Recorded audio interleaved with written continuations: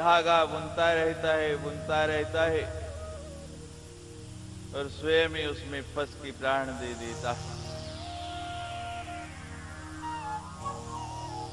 ऐसे हम भी इन सांसारिक धागों को बुनते बुनते इनमें फंसते जा रहे हैं। मीरा काका, मीरा कर,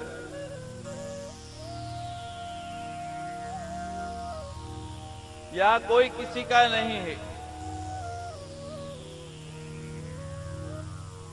सब मतलब के नाते हैं, सब मतलब के रिश्ते हैं। जहां स्वार्थ पूरा हो गया कोई पहचानता नहीं, कोई पहचानता है उसके बाद।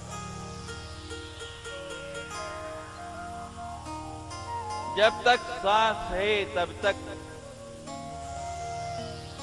जरा सी सांस निकली, कहते हैं जल्दी जल्दी वो बंगला, वो घर, वो कोठी कोई रहने देता है उसमें। कहते निकालो जल्दी से जल्दी, और ले जाते हैं उस अंतिम मुकाम में। रुमाल में बांध के हड्डियां थोड़ी सी ले आएंगे और उनको भी घर के अंदर नहीं लाते, कहते बाहर ही टांग दो। जिनके पीछे सारा जीवन गुजार दिया, जिनके लिए दिन रात मरता रहा, कोई बना अपना?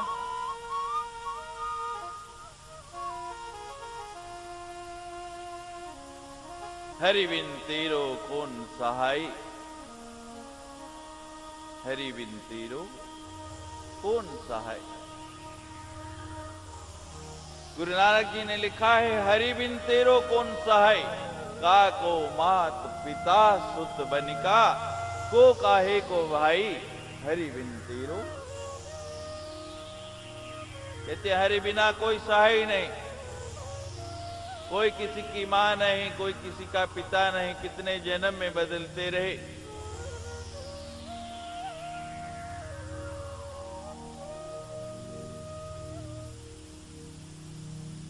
कोई किसी का यहां नहीं है। कुछ दिनों का रिश्ता है, कुछ दिनों का संबंध है। हरि बिन तेरो कौन सहाय, धन धरणी सुख संपत्ति सगरेओ, ताई साथ ना जाए, हरि बिन तेरो। इतना धन इकट्ठा किया, इतनी संपत्ति बना ली, बड़े बड़े फार्म हाउस बना लिए, कोई साथ जाएगा? क्यों भाई? नहीं जाएगा ना, सबको पता है। फिर भी इकट्ठा करने में लगे हैं। प्राण तजे कोई संग ना जाए, काता है लपटाई, हरि बिन तेरो। पता है कि प्राण तजने के बाद कुछ साथ जाने वाला नहीं है, फिर भी उसको ऐसा लिपट के रहता है जैसे शहद की मक्खी शहद से लिपटी रहती है। दीन दयाल सदा दुख भंजन, सासे रुचि नहीं बढ़ाई, हरि बिन तेरो। जिसने साथ देना है, जिसने साथ जाना है, उससे रुचि नहीं बढ़ाई। ये नहीं कि संसार में रहना नहीं है, लेकिन जैसे मछली जल में रह के उससे लिप्त नहीं होती, उसी प्रकार संसार में रहते हुए भी संसार से लिप्त नहीं होना है। संसार बुरा नहीं, संसार में रह के उसके साथ लिपट जाना बुरा है। अगर हम कहें कि सारे जम्मू वाले जम्मू छोड़ के वन में चले जाओ, तो वन जम्मू बन जाएगा और जम्मू वन बन जाएगा।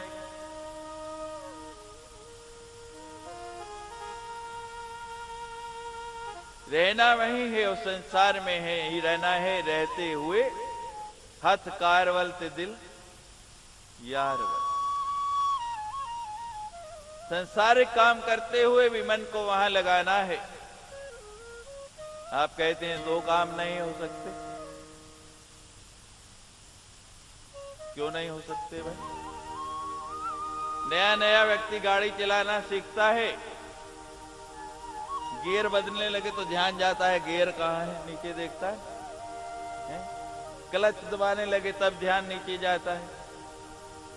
लेकिन जब उसको गाड़ी चलाने आ जाती है, गाड़ी चला रहा है, देखता है नीचे ऊपर है? सामने दृष्टि है। गाड़ी में टेप रिकॉर्ड लगा है, कैसेट भी बदल रहा है, किसी का फोन आ गया मोबाइल भी सुन रहा है, और अगर व्यसन लगा है सिगरेट बीड़ी पीने का वो भी पी रहा है, गाड़ी चल रही। कितने काम एक साथ हो रहे। होता क्या है, हम मुख्य काम को भूल जाते हैं और गौण काम जो है उनको करते रहते हैं।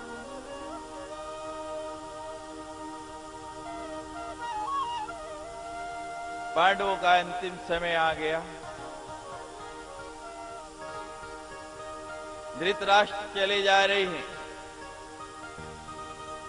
पीछे अर्जुन चल रहा है, उसके पीछे भीम है, पीछे नकुल सहदेव हैं। बर्फ में चल रहे हैं एक एक करके। नकुल सहदेव दोनों बर्फ में धंस गए। भीम ने आवाज लगाई, भैया नकुल और सहदेव जा रहे हैं। कहते जाने दो, पीछे मुड़ के भी नहीं देखा। धीरे धीरे भीम भी चला गया, फिर भी मुड़े नहीं।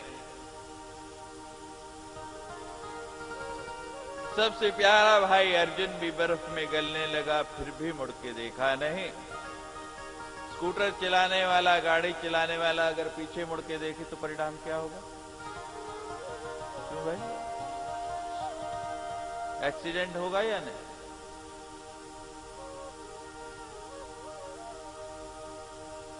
जिधर चल पड़े फिर पीछे नहीं सोचना। यहां आ गए तो यहां की सोचने है, घर में है तो घर की सोचने है। जिस काम को करना है पूरा निश्चय से, लगन से करना है।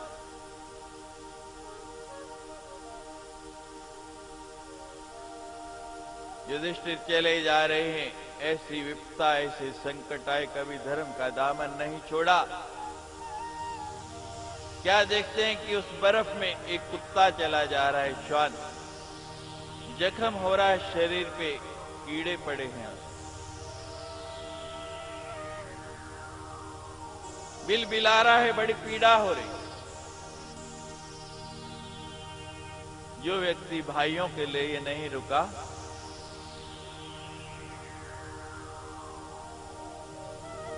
रुक गया। 4 चरण है धर्म के, एक एक युग के साथ एक एक चरण क्षीण होता गया। सत्य सतयुग के साथ चला गया,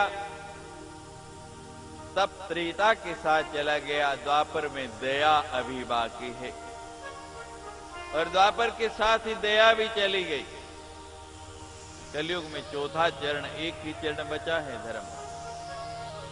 कौन सा है चौथा चरण?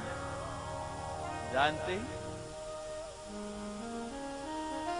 चौथा चरण है दान। अपनी संपत्ति को शुद्ध करने के लिए उसमें से कुछ ना कुछ दान करते रहे। आगे आपको बताएंगे कैसे संपत्ति शुद्ध होती है। तो द्वापर में अभी दया है, दया आ गई। मन में कहता है कि अगर जाता हूं इसे छोड़ के, ये दर्द से बिलबिला रहा है, दोष लगेगा। रुक गए, चारों तरफ बर्फ ही बर्फ है। घाव देखा, छोटे छोटे कीड़े चल रहे। कहते हैं अगर कीड़े निकाल के डालता हूं नीचे, बर्फ है तो कीड़े मर जाएंगे, फिर दोष लगेगा। क्या किया जाए? वहीं से थोड़ी बर्फ उठाई, बर्फ को ठोस किया, ठोक ठोक के अपनी जंघा में मारा, घाव कर लिया। उस कुत्ते के कीड़े निकालते जाते हैं, अपने घाव में डालते जाते हैं। वो जो कुत्ता था एकदम धर्म के रूप में परिवर्तन हो गया। कहते मैं साक्षात धर्म हूं, मैं तुम्हें लेने आया था, सदैव स्वर्ग में तुम्हारा स्वागत है। तुमने इतने संकट में भी धर्म का साथ नहीं छोड़ा। केवल 2 ही व्यक्ति सदैव गए हैं स्वर्ग में, एक युधिष्ठिर सत्य के बल पर, दया के बल पर जीवन में कभी झूठ नहीं बोला। भगवान के कहने में आके एक बार आधा झूठ बोला। महाभारत का युद्ध हो रहा, द्रोणाचार्य ने प्रतिज्ञा कर ली कि आज जो है पांडव वंश का नाश कर दूंगा। भगवान सोच रहे हैं क्या किया जाए, कैसे बचाया जाए। युधिष्ठिर के पास गए, एक ही रास्ता है महाराज, सब जानते हैं आप सत्य बोलते हैं, सच बोलते हैं, आप झूठ बोल दे थोड़ा सा तो काम बन जाएगा। युधिष्ठिर कहते हैं मैं झूठ नहीं बोलूंगा, मैंने सत्य का संकल्प लिया है, वंश जाता है तो जाए, मुझे झूठ नहीं बोलना। और आजकल तो कहीं 10 रुपए मिलते हो उसके लिए झूठ बोल देते हैं, ऐसा होता है नहीं? क्यों भाई होता है? क्यों होता है? अपने घर में, अपने परिवार में बच्चों को हम शिक्षा यही देते हैं, जो पढ़ाएंगे वही होएगा ना, जैसा बीज बोएंगे वैसा ही पेड़ निकलेगा। पिताजी घर में है और बाहर कोई लेने वाला आ गया, जा बेटे कह दे पिताजी घर में नहीं। घर से शिक्षा शुरू होती, बोलते हैं ना ऐसा। किसी से मिलने की इच्छा नहीं, श्रीमद् देवी भागवत की कथा हो रही है, घर घर लोग गए, दूर से ही देखा 5-7 आ रही हैं पैसे इकट्ठा करने के लिए, दरवाजा बंद। आवाज लगाई, कह दो घर में नहीं है, बाहर गए। ऐसे ही एक सज्जन थे, अपने बालक को लेकर रेलगाड़ी में यात्रा करे और संयोगवश उनके साथ वाली सीट मुझे मिल गई।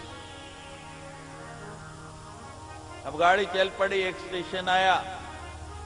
अब बाल स्वभाव है, बच्चों का स्वभाव है, बाहर देखा ठेले वाला, जिद करने लगा पिताजी ये वस्तु मुझे ले दो। पिताजी कहने लगे नहीं, इसको खाने से दांत खराब होते हैं, नहीं लेना। बच्चा है, बच्चा फिर जिद करता है नहीं पिताजी ले दो ले दो, पिताजी ना करते रहे। तो बच्चा कहने लगा पिताजी ले दो नहीं तो मैं बता दूंगा। पिताजी ने झट जेब से पैसे निकाले, ले। गाड़ी आगे चल पड़ी, थोड़ी देर बाद फिर स्टेशन आ गया, फिर वही नाटक शुरू हो गया, पिताजी ले दो, बहुत बढ़िया आइसक्रीम जा रही है, कहा ना नहीं लेने। वो थोड़ी देर ना नुकर हुई, फिर ब्रह्मास्त्र का प्रयोग किया, पिताजी ले दो नहीं तो बता दूंगा। फिर 8-10 स्टेशन तक ये नाटक चलता रहा, पिता ना करे, बेटा कहे ले दो नहीं तो बता दूंगा, और पिताजी झट ले दो। आखिर नहीं रहा गया मेरे से, मैंने कहा भाई ये क्या बात है, क्या ऐसी बात है, बच्चा कहता है बता दूंगा और आप एकदम ले देते हो।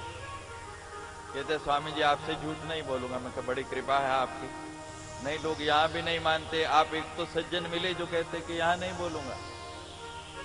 मैं क्या बताओ क्या कारण है? कहते महाराज जब घर से चलने लगे ना तो मैंने इसकी आधी टिकट ली है, ये 12 साल से ऊपर, और मैंने आधी टिकट ली और इसको कहा कोई पूछे ना तो बताना नहीं, अपनी उम्र कहना मैं 12 साल से छोटा ही हूं।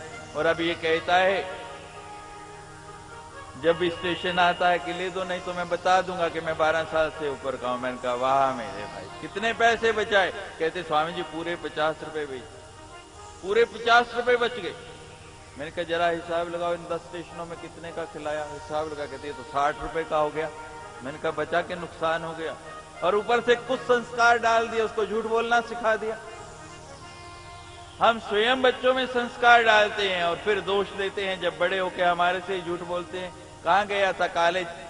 हाँ महाराज बिल्कुल पढ़ के आ रहा हूं। क्या पढ़ाया मास्टर ने? ये नहीं पता। और जब परिणाम आता है ना साल बाद, इतना बड़ा, क्योंकि वो स्कूल गया ही नहीं, कभी सिनेमा हॉल, कभी कहीं एग्जीबिशन में, कभी कहीं घूम रहा है। तो कुछ संस्कार परिवार से ही डाले जाते हैं। संस्कारी बनाना है बच्चों को, झूठ बोलना नहीं सिखाना। कभी झूठ नहीं बोला, भगवान के कहने से कहते मैं झूठ नहीं बोलूंगा कुछ भी हो जाए। भगवान कहते हैं अच्छा झूठ नहीं बोलना, थोड़ी सी हेरा फेरी तो कर लो। कहते हैं वो क्या करनी है? कहते हैं एक हाथी है कौरवों की सेना में और हाथी का नाम उन्होंने अश्वत्थामा रखा है।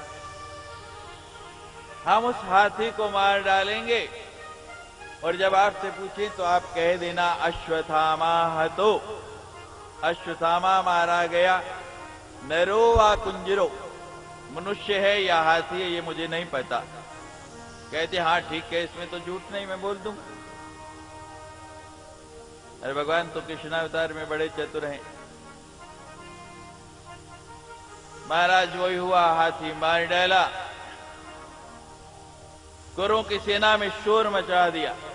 अश्वत्थामा मारा गया, अश्वत्थामा मारा गया। द्रोणाचार्य का भी हाथ ढीला पड़ गया। कैसे विश्वास करूं? अगर युधिष्ठिर कह देता है कि अश्वत्थामा मारा गया तो मैं विश्वास कर लूंगा। भगवान ने इशारा किया, बोलो। युधिष्ठिर बोलने लगा अश्वत्थामा है, तो आगे से बाजे बजा दिए भगवान ने। नरोवा कुंजरो सुनने ही नहीं दिया, केवल आधा झूठ बोला, नई जीवन में सत्य ही बोला। सदैव स्वर्ग। दूसरे कौन थे? सत्यवादी हरिश्चंद्र, और अपनी पूरी प्रजा को साथ लेके गए। ऐसी सत्य की महिमा है। ऐसी ही एक पावन गाथा, बड़ी सुंदर गाथा। मैंने बताया कि आज वाणी बीज की, वाग बीज की दो बड़ी सुंदर कथाएं आई हैं।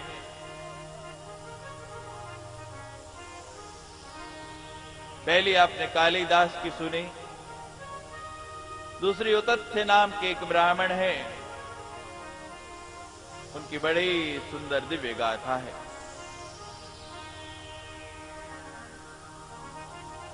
एक ब्राह्मण से संतान की इच्छा हुई, पुत्रेष्ट यज्ञ कराने लगे। गोविल मुनि को आचार्य बना लिया।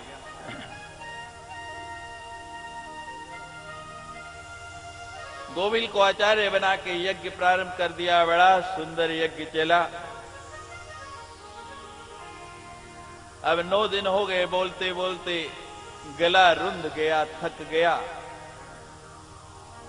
और जैसे हमारे यहां बीच बीच में हो जाता है, प्रशासन की कुछ मजबूरियां हैं, आवाज कम हो जाती है, उसी तरह वहां भी पुराने जमाने में ऐसी व्यवस्था नहीं थी। बेचारों का गला रुंध गया। जब आशीर्वाद देने लगे, श्लोक बोल रहे थे तो स्पष्ट नहीं निकला। वो देवव्रत नाम का ब्राह्मण कहता है गोविल से कि मैंने इतना बड़ा यज्ञ, मंत्र बोलते जाते हैं, आप अशुद्ध मंत्र बोल रहे हैं। आपको पता है मेरा काम यज्ञ है। यहां कई प्रकार के यज्ञ बताए गए हैं श्रीमद् देवी भागवत में। पहले सकाम और निष्काम यज्ञ। जो सकाम यज्ञ है उसमें बड़ी सावधानी बरतनी पड़ती है। थोड़ी भी त्रुटि रह जाए दुष्परिणाम हो जाता है। यज्ञ एक रासायनिक प्रक्रिया है। कितनी कितनी क्या वस्तु डालनी है तो क्या परिणाम आएगा। मान लीजिए आप साधारण सी वस्तु चाय ही बनाने जाते हैं। अब चाय में क्या क्या डालना है? पानी डालना है, चीनी डालनी है, चाय पत्ती डालनी है और दूध डालना है। यही होता है। और कोई मेरे जैसे व्यक्ति को कहे कि चाय बनानी है, मैं चारों को घोल के आग के ऊपर रख दूं तो कैसी स्वादिष्ट चाय बनेगी, पीने का मजा आ जाएगा। लेकिन कोई जानकार जो उसकी प्रक्रिया है, पहले पानी को उबालेगा, फिर उसमें पत्ती को उबालेगा, फिर चीनी डालेगा, फिर दूध डालेगा, फिर छानेगा, फिर आपके सामने लाएगा, तो क्या स्वाद आएगा। अभी आपको बताया था चाय का स्वाद किसमें है। क्यों भाई भूल गए? प्याली में। भोजन का स्वाद थाली में पुनः स्मरण करा दें। भोजन का स्वाद, थाली सुंदर होनी चाहिए तभी आएगा। भोजन का स्वाद थाली में, ससुराल का थाली में, बाग का माली में और चाय का प्याली में। और वो याद रखना जो सबसे बात बताया, कौन सा? संकीर्तन का ताली में। तो हर काम की एक प्रक्रिया है। थोड़ा भी अनुपात गड़बड़ा गया, कितना मंत्र बोला गया, किस किस देवताओं के निमित्त आहुतियां देनी है, हवन सामग्री का परिमाण क्या है, उसमें क्या क्या मिलाना है। बहुत जगह मैं देखता हूं चावल सस्ता है इसलिए चावल ज्यादा डाल दो, जो सस्ता है तो जो ज्यादा डालो, पूरा प्रमाण ही बिगाड़ देना है। और वैसे मंत्र शुद्धि जो अभी आपको बता रहे कि मंत्र शुद्ध बोलना चाहिए, जैसे गोविल को देवव्रत कह रहे, मंत्र में थोड़ी भी ये शुद्धि हो गई तो यज्ञ का परिणाम जो है वो बिगड़ सकता है। रामचरितमानस में बड़ी सुंदर कथा ये है। रावण हर के ले गया राम और लक्ष्मण को।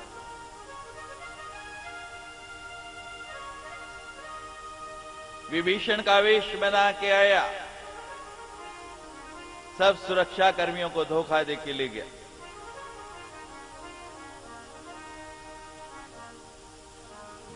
खतरा हमेशा विभीषण से ही होता है, हर युग में।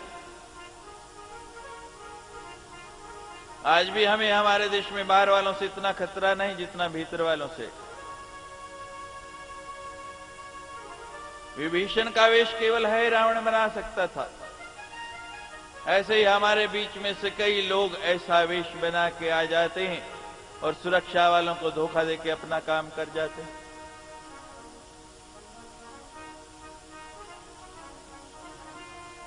अब जब बताया गया कि विभीषण जी आप ही आए थे, आपके साथ ही गए, विभीषण समझ गया कि मेरा रूप अगर कोई धारण कर सकता है तो केवल है राम। कैसे लाया जाए? हनुमान जी कहते मैं मां का भक्त हूं, अभी ले आता हूं। मां को याद किया, पहुंच गए हे रावण के यहां और वहां यज्ञ हो रहा है, मां के सुंदर मंत्र बोले जा रहे हैं, ब्राह्मण पाठ कर रहे हैं। मां से पूछते हैं मां, कहते जैसे तू मेरा भक्त वैसे है रावण मेरा भक्त, मेरे लिए तो दोनों समान है, मैं कुछ नहीं कर सकती। हनुमान जी दीन हो जाते हैं। जब व्यक्ति दीन हो जाए ना तो कोई ना कोई रास्ता मिल जाता है। शरणागत दीनार्थ दीन बन के कहने लगे मां मैं तो आपके बच्चा हूं, मेरे इष्ट हैं, जैसे मैं आपकी सेवा करता हूं वैसे उनकी सेवा करता हूं, कोई साधन बता दीजिए। मां कहती ये जो ब्राह्मण जप कर रहे हैं ना, आहुतियां डालने, ये थोड़ा सा गलत बोल दे तो काम हो जाएगा। अब अर्गला स्तोत्र का दूसरा श्लोक, जयंती मंगला काले भद्र काले कपालिनी दुर्गे क्षमा शिवा धात्री स्वाहा स्वधा नमस्तुते, जय तुम देवी चामुंडे जय भूतारती हारिणी। हनुमान जी कहते मां मैं समझ गया। अब जब ब्राह्मणों ने बोलना शुरू किया, जय तुम देवी चामुंडे जय भूतारती हारिणी, तो जैसे लंकनी को मुक्का मारना था ना, जैसे लंकनी को एक घूंसा सिर पे लगाया और वमन हो गया, इसी प्रकार जब पहुंचा श्लोक वहां पे जय तम देवी चामुंडे जय, आगे बोलने लगे तो हनुमान जी ने जोर से मुक्का लगाया, वो भूत आरती हारणी की जगह भूल गया भूत आरती कारणी, अर्थ ही बदल गया। अब उन भूतों की रक्षा नहीं करनी, उनका भय हरण नहीं करना, उनको भय देना है, उनका विनाश करना है। तो मंत्र शुद्धि बड़ी जरूरी है। चलो बहुत विद्वान ब्राह्मण ढूंढ लिए, मंत्र शुद्धि कर ली, उसके बाद द्रव्य शुद्धि आई। यज्ञों में बड़ा पैसा लगता है, शुद्ध द्रव्य कहां से आएगा इतना, किससे लाएंगे? हमारे शास्त्रों में लिखा है द्रव्य शुद्धि के लिए किस किसका धन यज्ञों में उपयोग नहीं करना चाहिए। आज के समय में लिखा है राजा का धन उपयोग नहीं करना चाहिए, क्योंकि आजकल राजा उचित कर लगा के, आजकल तो कर पे कर, कर पे कर, कर पे कर, और कोई दिन दूर नहीं है जिस दिन ऐसा भी आ जाए आप कितने सांस लेते हैं उन पे भी कर, सबको योगी बना देंगे। क्योंकि बहुत से योगी ऐसे हैं जो दिन में 2-4 सांस ही लेते हैं। आपको कई बार शंका होती होगी कई कई योगी जैसे हमारे बाबा जी बैठे हैं वो कहते हैं आई एम 89 ईयर्स यंग। क्या कहते हैं? मैं एक कम 90 साल का जवान हूं, बूढ़ा नहीं। कहते आई एम 89 ईयर्स यंग। और यहां तो 50 साल का कहता आई एम 50 ईयर्स ओल्ड। मन जवान होना चाहिए, मन की तरंग होनी चाहिए। जवानी में ही बुढ़ापा आया पड़ा है सबको।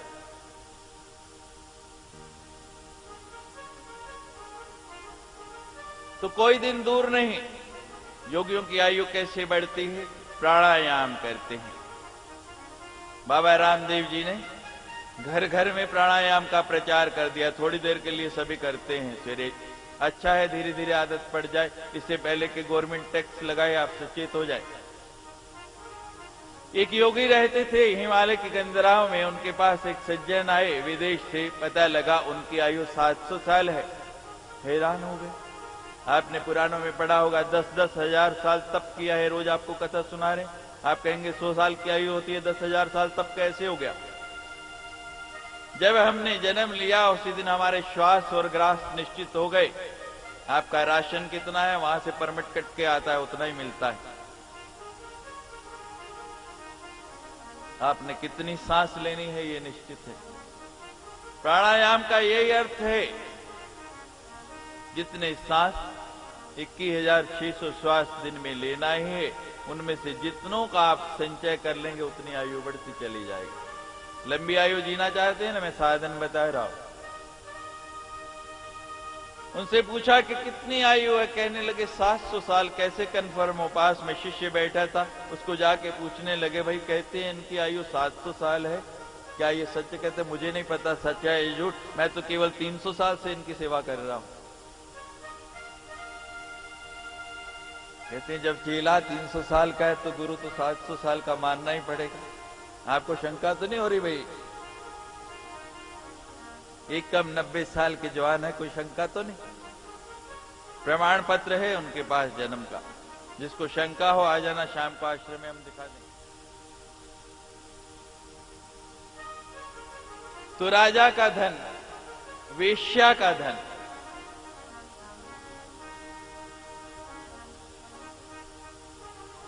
सुनार का धन, मैं नहीं कहता, इसमें लिखा है। कहते हैं कि सुनार ने अपनी मां के गहने बनाए ना, तो उसमें भी खोट डाल दिया। और जब आप जाते हैं ना, महाराज आप तो मेरे परमानेंट ग्राहक हैं, आपसे थोड़ी कर सकता हूं, दूसरों से करता हूं तो करो, आपको तो बिल्कुल शुद्ध 23 कैरेट का 99.9% शुद्ध सोना दे रहा। ये 3 धन लिखे हैं। द्रव्य शुद्ध होना चाहिए, पाप से कमाया हुआ नहीं, धर्म पूर्वक कमाया हुआ धन। और इन 3 में मैं एक और जो जग पावन पुराण की, आरती जग पावन पुराण की।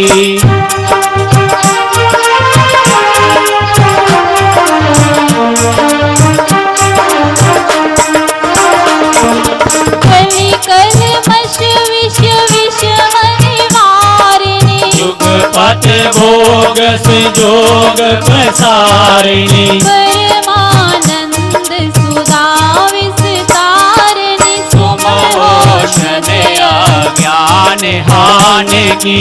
आरती जग पावन पुराण की, आरती जग पावन पुराण की।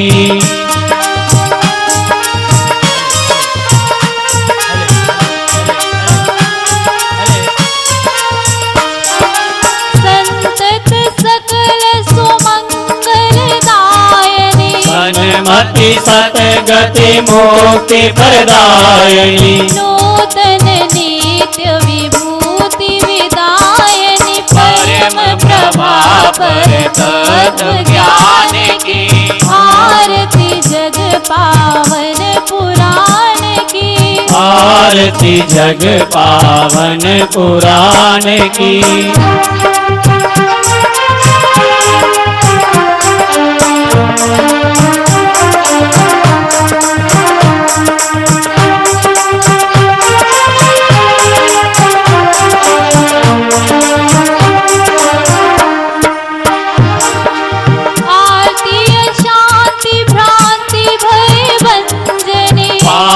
ताप माया मद गंजनी शुचि सेवक मन मानस रंजनी लीला रस मधु में निदान की आरती जग पावन पुराण की आरती जग पावन पुराण की आरती जग पावन पुराण की आरती जग पावन पुराण की आरती जग पावन पुराण की आरती जग पावन पुराण की आरती जग पावन पुराण की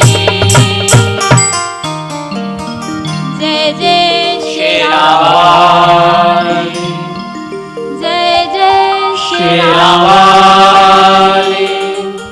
जय जय श्री राम शङ्करं शङ्कराचार्यं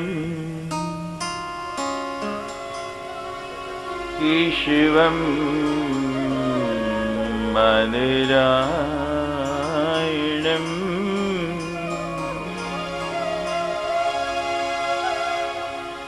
सूत्रभाष्यं कृतं वन्दे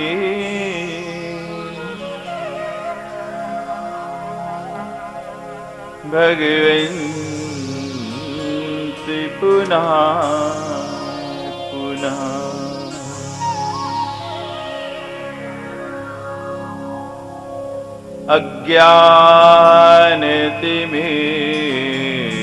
अज्ञानतिमिरन्धस्य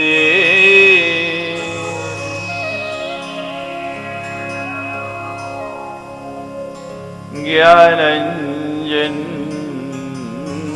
शलाकया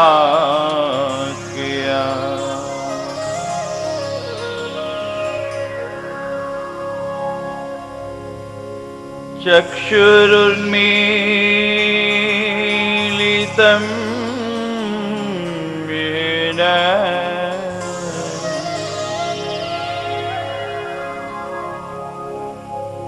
तस्मै श्री गुरुवे नमः।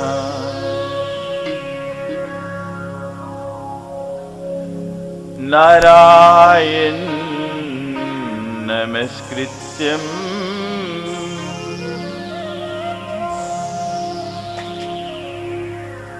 नरं चैव नरोत्तमं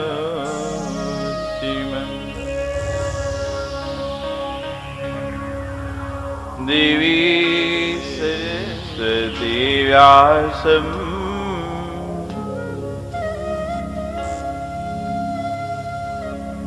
ततो जयमुदीरये।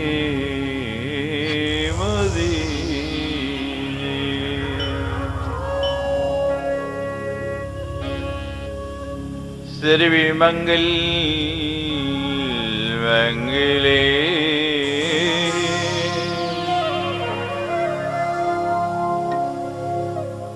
शिवे सर्वार्थ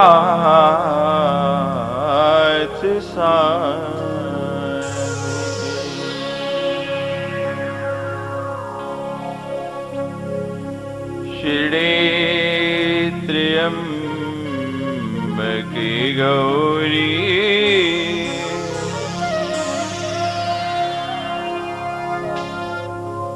नारायणी नमोस्तुते।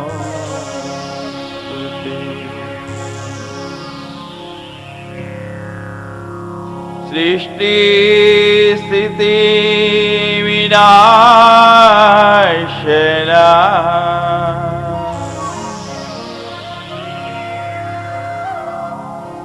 शक्तिभूते सनातनी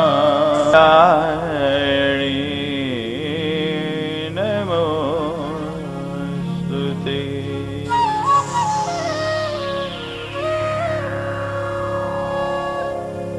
सर्वस्वरूपे सर्वेशे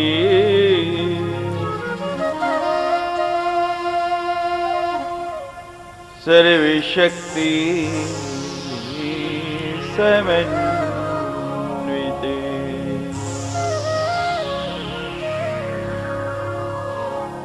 मैं विस्त्राय नो देवी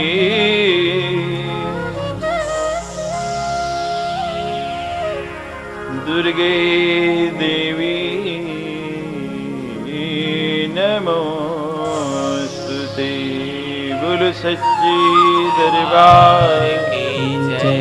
सच्चिदानंदा वाली माता सदा की जय।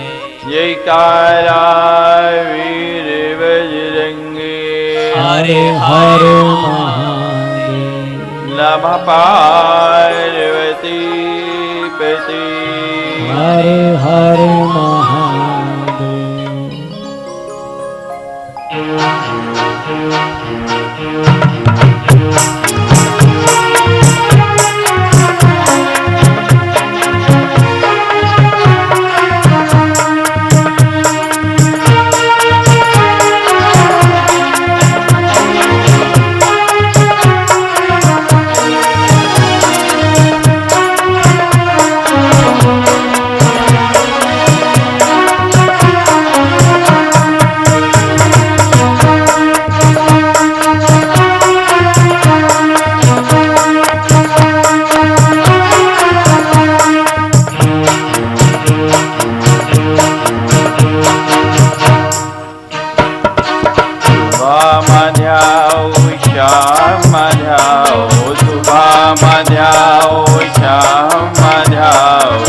हर घड़ी हर पल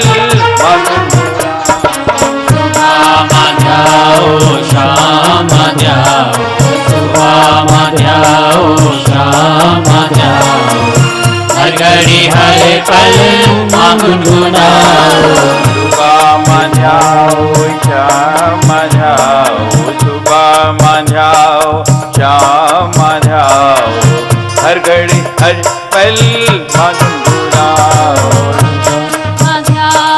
शाम मध्याओ। सुबह मध्याओ शाम मध्याओ। हर घड़ी हर पल गुनगुनाओ। सुबह मध्याओ।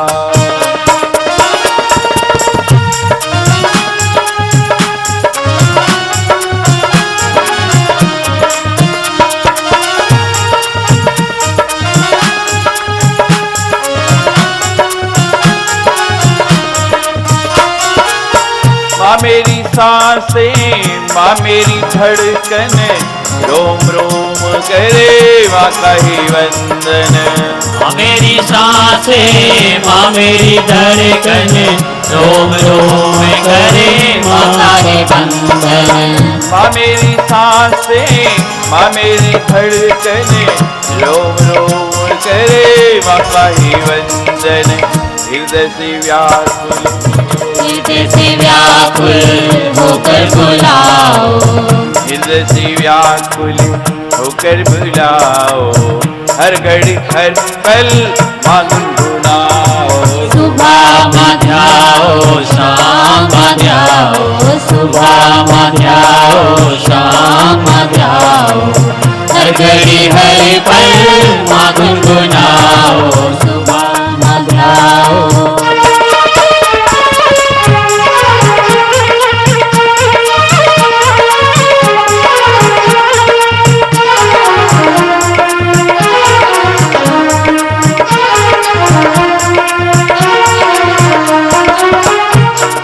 ज्योति की करी लो पूजा कन्या माँ का रूप है दूजा। कन्या ज्योति की कर लो पूजा। कन्या माँ का रूप है दूजा। मैंने आपको बताए थे माँ भगवती का दो ही रूपों में दर्शन है। एक ज्योति के रूप में जो आपके सामने साक्षात ज्वाला के रूप में विराजमान है और दूसरा कन्या के रूप में। 4 तारीख को यहाँ पर कन्या पूजन इसी कक्ष में हम लोग मनाएंगे। जिनके यहाँ भी छोटी छोटी कन्या है 2 वर्ष से लेकर 10 वर्ष तक की कन्याएं, छोटी छोटी बालिकाएं जिनके यहाँ हैं, 4 तारीख को उन्हें साथ लेके आना। इसी मंच पर कन्या पूजन होगा विधिवत, और उस दिन आपको बताएंगे कन्या पूजन कैसे करना चाहिए। कन्या साक्षात माँ जगदम्बा का स्वरूप है, उस समय उसे माँ ही मान के उसकी पूजा करनी चाहिए।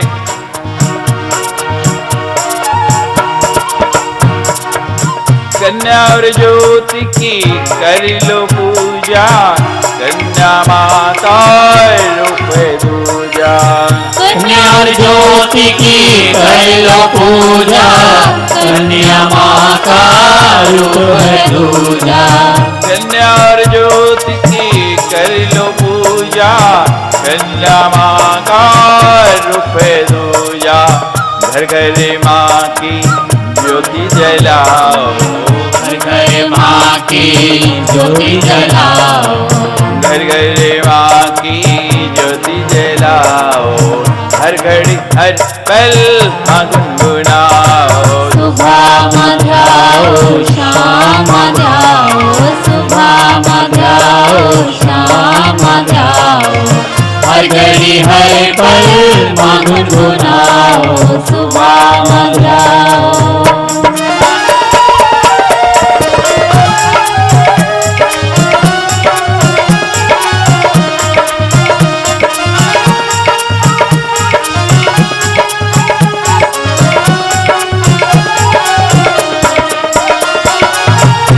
माँ कहे बालक अकुलावे, माँ झट गोदी में बिठलावे। जब माँ कहे बालक अकुलावे, माँ झट गोदी में बिठलावे।